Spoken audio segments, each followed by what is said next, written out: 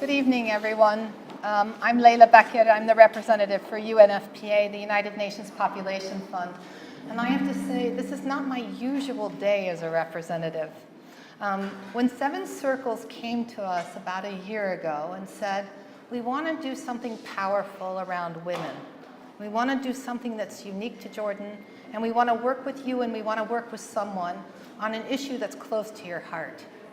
I have to say, my eyes lit up. As someone who works and has been working in the United Nations system for a quarter of a century, it's really a pleasure to be able to work and to see all of the faces here tonight with Jordan at its center. I usually stand here and I talk about reproductive health, reproductive rights, and that gives me an enormous amount of joy, both as the representative, but also as a woman, and a woman who comes of a mixed heritage, Arab and American. And so when we talk about social justice in Jordan, there's a deepened meaning for me that I think comes here that's not just represented as a book launch today. Having had the privilege of working in Jordan for over 4 years, I've come to know a number of people, many of them women, all of them very dedicated, and some of them feeling very frustrated at the lack of social justice. And so as we're standing here today, I feel very deeply involved in the journey that Jordan is going through on its development and growth and what the country aspires to. But I've also been privy and privileged to know that the country also faces an enormous amount of challenges. And the testimony that we have here tonight is in recognition of the importance that gender equality is prominent to development in its agenda, but it's also something that's central to Jordan. And I think that recognition here is very important, and noticing that we have 88 prominent Jordanian women from all walks of life who wanted to showcase their particular journey and what empowerment means. For me, as a woman who stands here in front of you and one of also of Arab origin, I think it's equally important for me to join in that journey. And many people have looked at me and said, well, why women? You know, Jordan is struggling with an enormous amount of challenges. Why single out women? Aren't men important? Isn't men's empowerment important? What about all equal citizens? And I would say, yes, you're entirely right. But without empowering women and evening out the playing field, there's no way that you can have equality. And without equality, Jordan will never be able to make the potential that it has here, and it will never be able to exercise the full rights of its citizens. Now, without boring you to death as the bureaucrats that the UN are generally, let me just give you a few key highlights about why women and why gender-based violence. I'm not sure if people here recognize that nearly 10% of girls in Jordan marry before the age of 18. Now that may not seem like a lot in a population that's 10 million, but if you take 10% of all of the girls who are here are marrying before they finish school, before they're allowed to exercise any of their rights.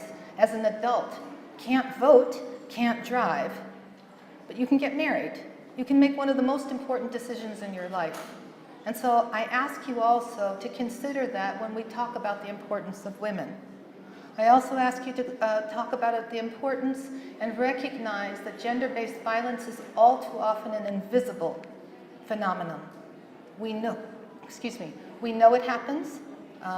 Dina Sodi was kind enough to mention that there were a number of centers and partners who we work with who provide gender-based violence services. And I look around the room at the kind and generous support that UNFPA has always got around providing those services. We do that because for many women who struggle with gender-based violence, their cause is invisible, their struggle is invisible, and they become invisible. So if I tell you that empowering women through painting is a one-of-a-kind initiative that celebrates the female art scene, we don't want to make this too heavy, do we, right? So this is about featuring the stories of 88 women who portray their individual journeys of what empowerment means to them and how did they overcome it. We hope that through their stories that there will be not only inspiration, but they will also help grow a generation of very wonderful very well-equipped, educated Jordanian women here. And for UNFPA, this is a very interesting and first-kind initiative as well. We have never worked with the private sector partners. We have never brought together the type of partners that we see in this room, from academia to private sector to the UN to individuals who are committed to the cause. And for us, we celebrate each and every one of you and thank you very much for your commitment. And just to let you know where all of that money is going to go, you heard from them that part of the proceeds will go to us and will go to JRF. We salute JRF as one of the most committed partners to the Jordanian society and one of the most fundamentally important key actors in this society who recognize women and who have systematically been able to address their needs. I'm going to just cut it short here and tell you that I've had many moments throughout my 25-year career where I felt proud, but rarely like this moment. I'm very emotional.